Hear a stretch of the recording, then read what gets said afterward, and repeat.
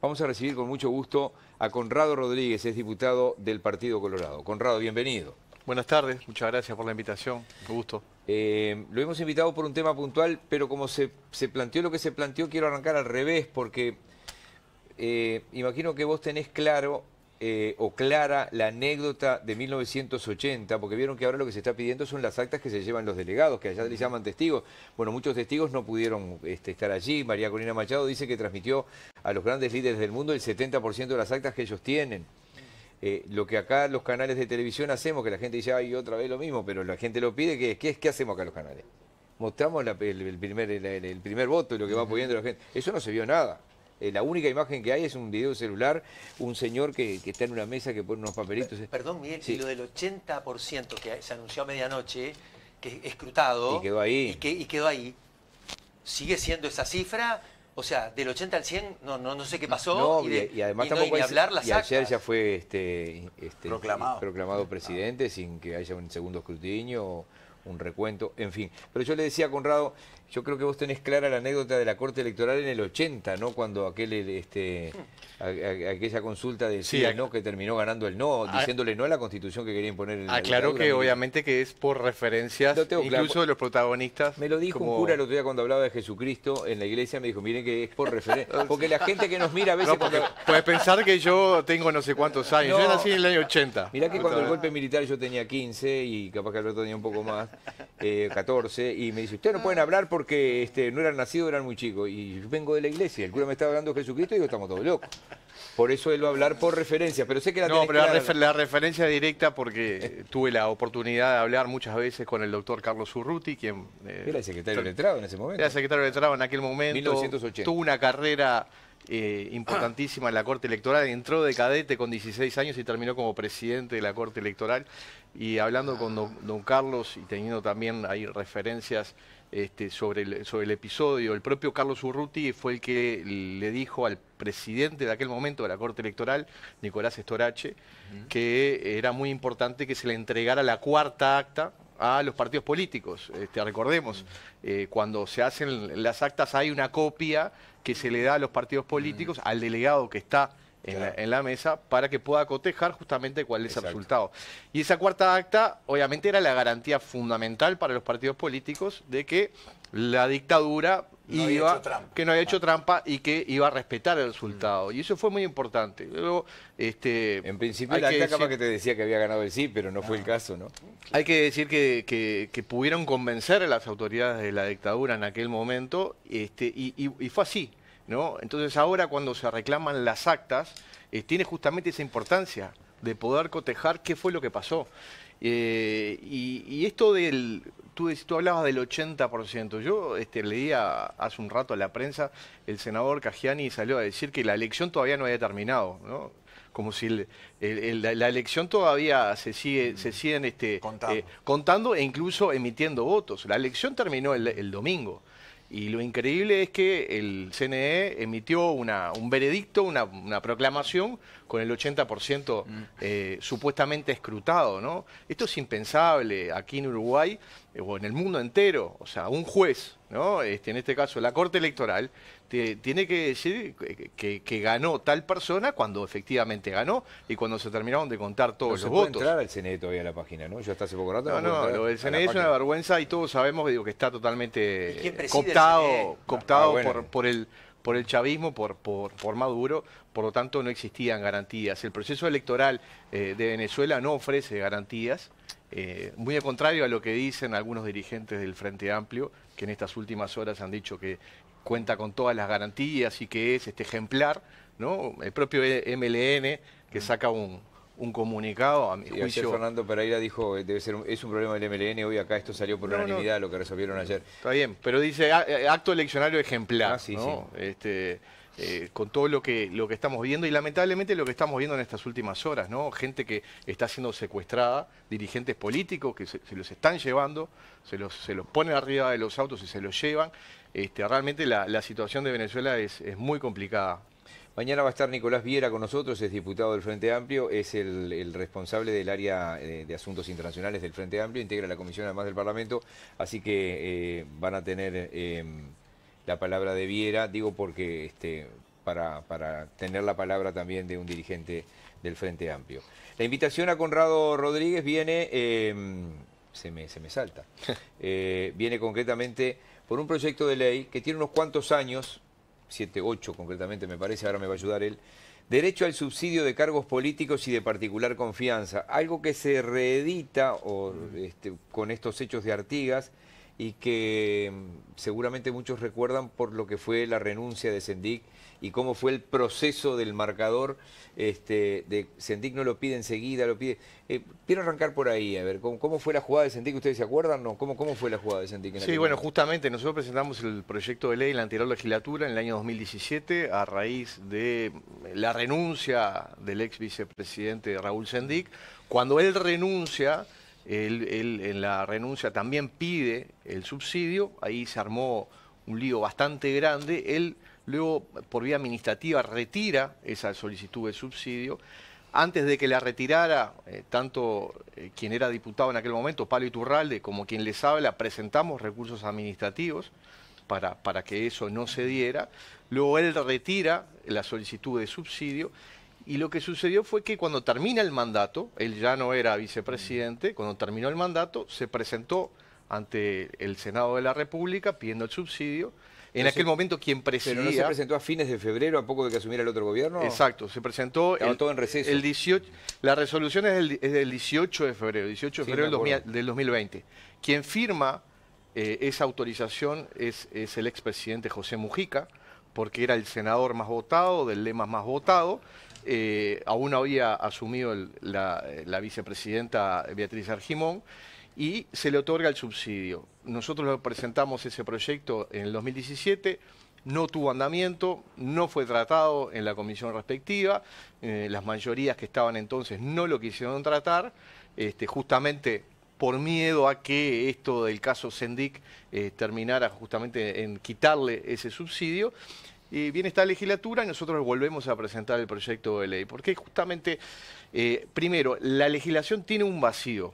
O sea, esto no estaba regulado. Lo que sí estaba regulado con una ley del año 1940 era la posibilidad de la pérdida de derechos jubilatorios para aquellos funcionarios de determinada jerarquía que cometieran delitos contra la administración pública o delitos de corrupción.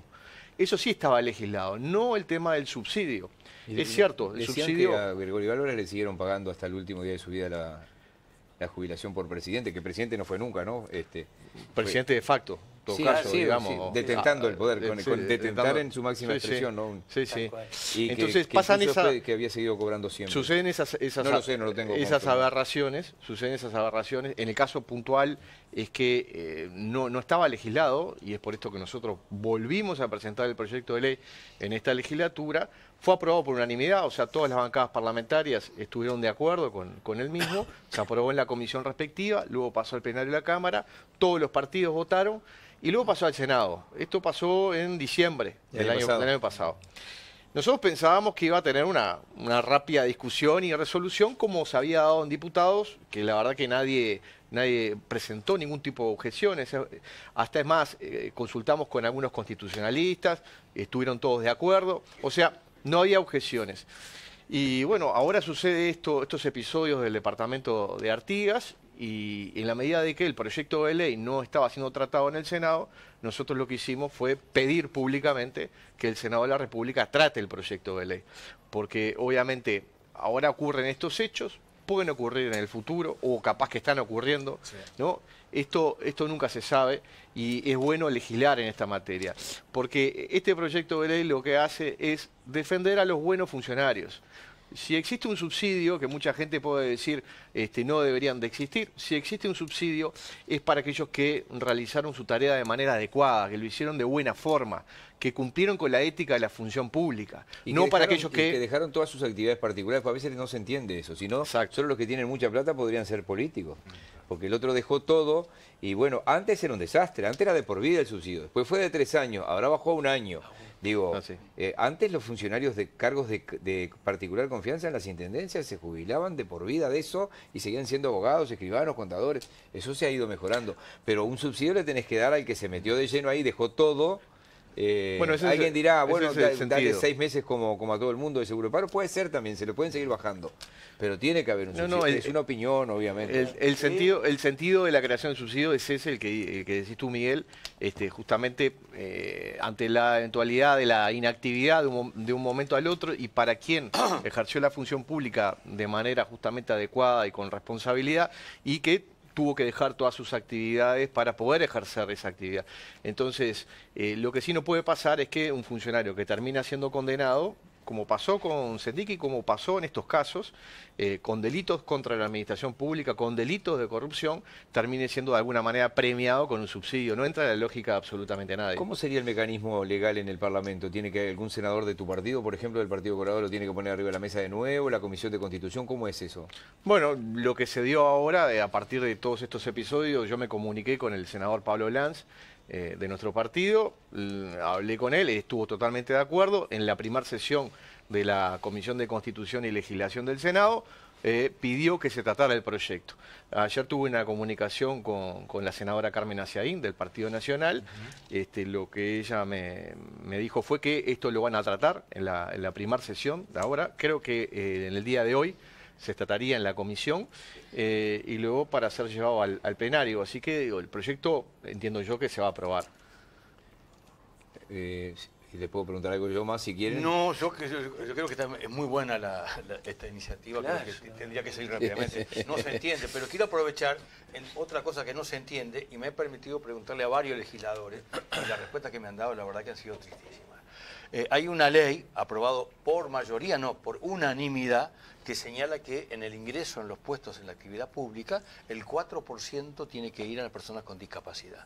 No se cumple en ningún lado. Alguna intendencia puntualmente lo hace y algún ministerio mínimamente. He preguntado por qué no se aplica esto. Me dan excusas ridículas y no veo que se concrete. Pasa el tiempo, pasan los años. Me dicen que es una falta eso. Para mí es un delito, porque quedarse con el sueldo de una persona con discapacidad seguramente humilde es un robo. Ahora, que eso todo el mundo lo sepa y no pase nada, yo le confieso que estoy como desconcertado. Dígame usted por qué pasa esto y por qué no lo logramos cambiar. ¿Por qué pasa eso? Hay que preguntarle a cada uno de los jerarcas de cada uno de los organismos públicos que deben de cumplir con la ley. Ninguno cumple. Pero usted le puede preguntar, lo puede interpretar y lo pueden echar. Sí. Lo que sí te digo, Alberto, es que constantemente en las diferentes rendiciones de cuentas, cuando viene la Oficina Nacional de Servicio Civil, se hace esas preguntas, y ahí se habla del cumplimiento de algún organismo y de otros no.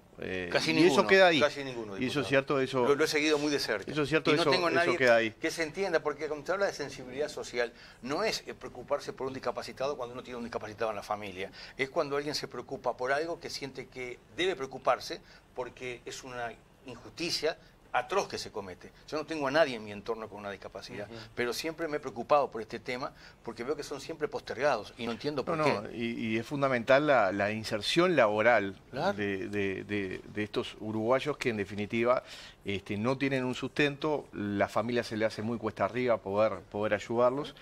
Y es una manera también de integrarlos y también ayudarlos desde el punto de vista emocional. Obvio, ¿no? obvio. Es al darle dignidad, Totalmente. se le da calidad de vida y... Sin duda. ¿Ves Ahí hay un ¿Ves reconocimiento. interés en no querer votar este proyecto? No, yo creo que que va a ser votado por unanimidad. Sí. No tengo ninguna duda de eso. A ver, podrá haber alguna disquisición de cómo está redactado, porque allí nosotros lo que agregamos, y esto fue discutido en la Cámara de Diputados, fue a partir de qué momento, por ejemplo, suspender el pago del subsidio. Eso te y iba a ahí preguntar, definimos... porque hay leyes que en lo civil no son retroactivas. No es retroactivo, Digo, en lo penal, pero... si hay una ley más benigna, sí, se aplica, pero... digo, Exacto. Dentro de los principios generales del derecho. Pero ¿qué pasa? Entendimos que una vez que hay acusación fiscal, hay de alguna manera semiplena prueba de la comisión de un delito y tengas de duda. quién fue. Se acepta. Entonces, a partir de ahí se suspende el pago del subsidio Claro. hasta la sentencia. Si es condenatoria, se extingue el derecho, se pierde ese derecho al subsidio y si cobró algo lo tiene que devolver. Pero no O es sea, el el caso Estado de los puede Artigas, repetir. estarían fuera, me parece. Ahí la interpretación, hay varias interpretaciones que se pueden hacer. Si se pidió un subsidio, por ejemplo, por parte del ex intendente Pablo Caram, y se le fue otorgado, hay quienes pueden interpretar de que eso ya precluyó. Ahora bien, aquellos que no han pedido subsidio, por más que... El caso de ella es de la diputada, tiene que pedirlo en el Parlamento. Puede ser el caso de la diputada, que no lo pidió cuando ella renunció a la banca, supuestamente para asumir la intendencia, y al final no terminó asumiendo, no pidió el subsidio. Ahora, si ahora pide el subsidio, bueno, nosotros pretenderíamos que el proyecto de ley estuviera aprobado. Antes. Claro, antes, para que ese pedido justamente caiga dentro de las previsiones del proyecto de ley. Bien, te pregunto además por el proyecto de otro Colorado, el desaparecido Adrián Peña, que es el tema de las intendencias y bueno, que todo sea por concurso o por sorteo, que esto fue rechazado por el Partido Nacional básicamente. ¿Cómo la ves esto? Esto no es tuyo, obviamente. Nosotros digo, pero... vimos con buenos ojos el proyecto de ley del senador Peña en su momento. Creemos que tiene... ¿Tuviste alguna diferencia ahí en eso? Me acuerdo en algún momento. Sí, muy pequeña, porque de la manera como estaba redactado, estaba... yo creo que ahí a las intendencias se las ataba de pies y manos con respecto a determinadas situaciones que me parece que hay que prever, ¿no? Situaciones excepcionales, por ejemplo, eventos climáticos complejos como puede ser un tornado, el tornado de Dolores, por ejemplo, o inundaciones, donde la intendencia, todas las intendencias, que son los que están en territorio y que tienen que ayudar a la gente porque se cayó una columna del tendido público o se cayeron árboles o se destruyeron viviendas, y las intendencias rápidamente tienen que ayudar a la gente, tienen que contratar personal zafral. Es medio impensable que tengan que recurrir a un concurso de oposición y mérito, ¿no? En ese momento tiene que contratar hay que de manera eventual, obviamente, y no de forma duradera. O sea, acá lo que se trata es, en la función pública, digamos, presupuestada y de manera duradera, bueno, que sí, que haya concurso de oposición y mérito, ese es el principio y eso tiene que estar recogido en la ley. Nosotros hemos venido discutiendo con algunos diputados, entre ellos el diputado Olmos, que quiso retomar este proyecto de ley de Adrián Peña, y nosotros lo que dijimos es, si agregamos este tipo de casuísticas, yo estoy obviamente dispuesto a avanzar. Bien, para el final... hubo una interna mínimamente ríspida en el Partido Colorado, las aguas se supone que se han encauzado. ¿Cómo estás viendo? Sé que están trabajando, ayer nos informaban de la comisión de programa, estuve hablando con la fórmula la semana pasada, ¿cómo lo ves tú? Yo veo bien, a ver, nosotros vivimos un proceso medio inédito dentro del partido porque tuvimos 6 candidatos, eso fue totalmente inédito. Y tan inédito que, por ejemplo, el 17 de ahora de agosto tenemos la convención del partido, lo que la ley le llama el órgano deliberativo nacional, donde tenemos que proclamar al candidato a la presidencia y al candidato a la vicepresidencia. Es la primera vez en la historia de las internas que se tiene que votar de forma nominal al candidato a la presidencia. Porque no se había dado. Por la diferencia. Por la diferencia, porque la Constitución establece que es candidato único aquel que llega al 50 más 1 de los votos, 50% más 1, o es candidato el que llega al 40% y tiene una diferencia de 10% con respecto al segundo. En el caso de Andrés Ojeda, llegó al 39.5. No le faltó nada, pero le faltó. Claro, entonces, en la convención nosotros tenemos que nominar. Entonces, ¿vos decís que lo van a votar a Ojeda, no van a cambiar de candidato? No, lo vamos a votar todos. Lo vamos a votar todos. Por eso digo, fue como distinto, pero yo creo que de ese proceso, en el cual, con 6 candidaturas, con muchos grupos, con muchos sectores, yo creo que el partido salió robustecido. Mucha gente salió a trabajar, mucha gente sacó lista. Yo creo que incluso ahora las encuestas que salieron el día de ayer, creo que son auspiciosas. Así que bueno, sí, estamos viendo... La de opción los daba muy bien. Digo, la opción nos da muy bien. Comparado a mayo, digo. Sí, y creo que eso está bueno, le permite al partido poder mirar con otra expectativa la elección de octubre. Cierro contigo, Iván. Sí, Miguel, que hoy escuché una entrevista a Ope Pasquet y me dejó como un lugar hasta esta consulta. ¿Es un objetivo del partido desplazar dentro de la coalición el liderazgo o disputarle en esta perspectiva de crecimiento, de renovación al Partido Nacional, disputarle el liderazgo, digamos, de la coalición? Bueno, nosotros primero que somos muy respetuosos de todas las colectividades políticas y más todavía con las que convivimos dentro de la coalición. pero obviamente nuestro partido que tiene su impronta, sus ideales, sus principios, su historia, y que tiene esa vocación de gobierno, porque eso es indiscutible, más allá de las distintas performances electorales que ha tenido en el último tiempo, a nosotros, yo siempre digo, a nosotros nos cuesta horrores ser oposición, no sabemos cómo posicionarnos. Entonces siempre estamos pensando de qué es lo que hay que hacer. Entonces nos ponemos en los zapatos del que está en el gobierno y tratamos de ayudar y decimos, bueno, nosotros hay que hacer esto para poder mejorar esto. Entonces, nuestro rol es ese. Si podemos encabezar la coalición de gobierno, nosotros sentimos que el partido está preparado, que tiene un cuerpo de ideas realmente robusta, muy fuerte, que tiene muchas cosas para aportar, así que sí, el objetivo sería ese. No hay nada que no se pueda lograr en política y en la vida misma, ¿no? Pero en política este tipo de cosas se pueden dar. Hay que trabajar mucho y veremos cómo se dan los próximos días. Muy bien, diputado Conrado Rodríguez. Conrado, muchísimas gracias. Gracias a ustedes.